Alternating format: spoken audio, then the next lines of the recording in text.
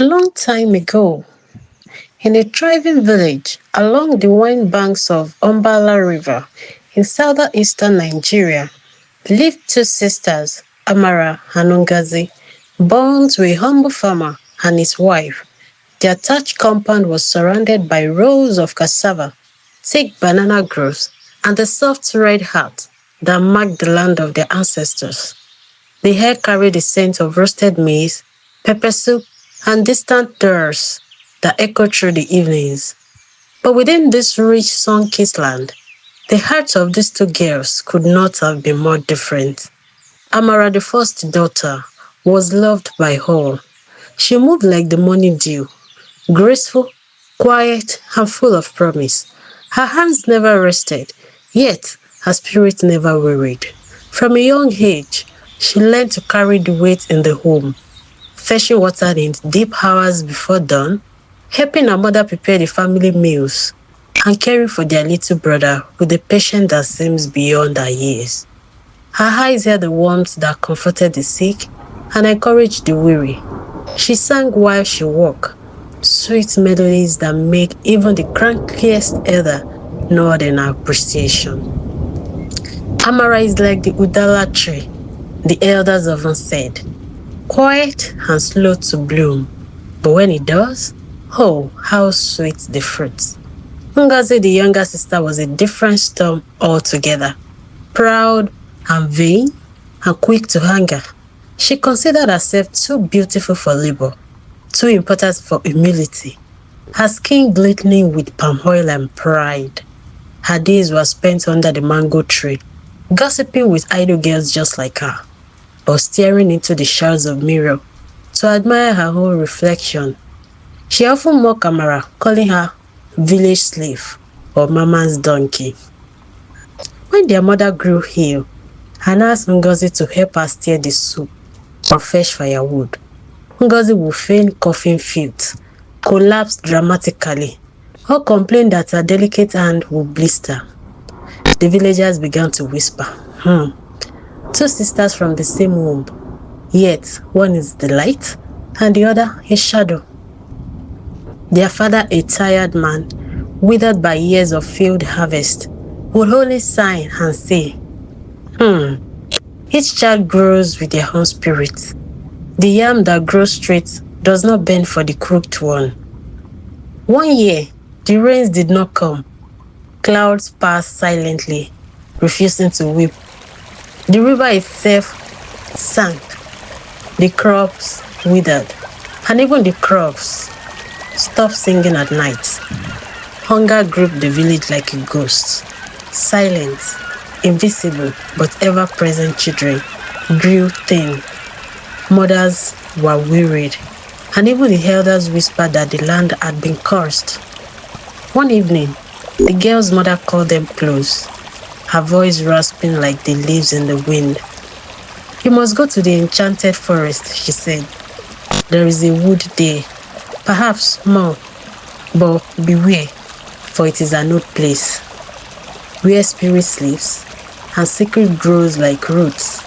Be kind, be humble, be careful, help all, no matter how small. Ngozi rolled her eyes like usual, but said nothing. Amara simply nodded, kissed her mother's hand, and set out at dawn. In the heart of the forest, the enchanted forest was very thick with silence. Tall trees whispered secrets to each other.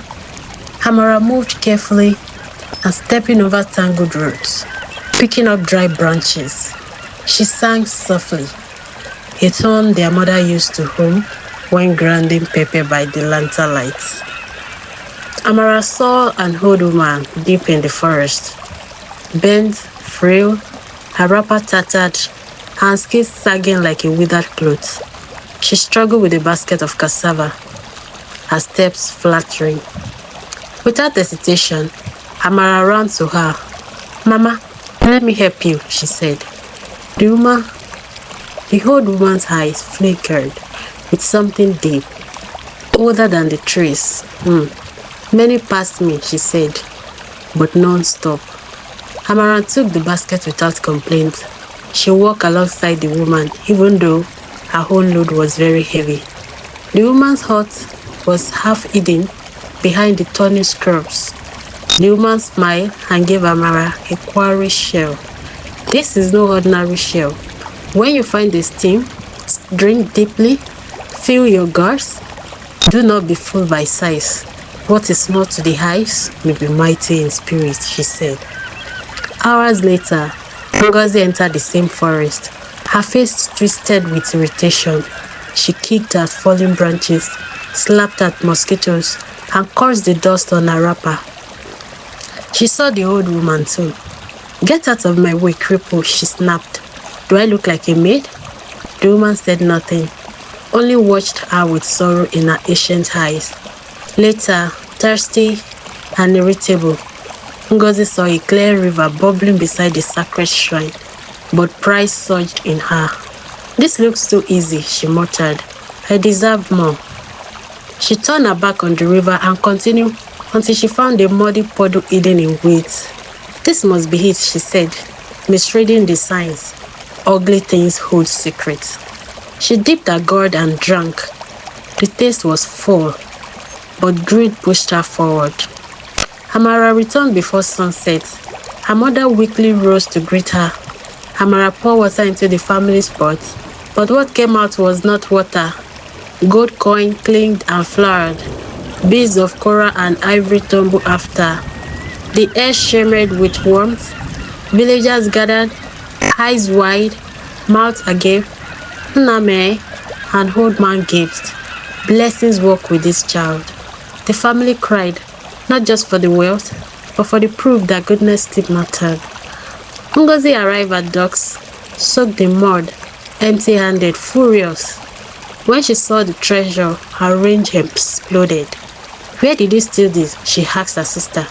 No one answered her. That night, she crept back into the forest, her eyes heavy.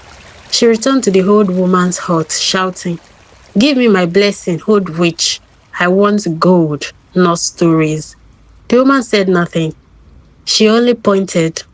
Ngozi ran to the muddy puddle and drank deeply. What happened next is whispered to this day. Her skin erupted with thorns, tiny sharp needles that poked outward. The gods she filled did not battle gold, but spilled biting hands, hissing snakes and scorpions that was shattered all over her hands and into her wrappers. She screamed until her voice was lost to the trees. Amara went on to build a life of grace. She married a young healer whose spirit matched hers, and together they raised children who planted kindness like seeds. Her compound became a refuge for the broken, a school for the eager, and a fire for the cold. And for Ngozi, her thorns never left. They grew with her bitterness. She became a shadow in the village, feared, pitied, and forgotten.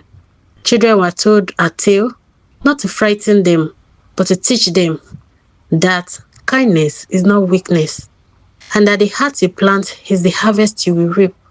And so the stories live on.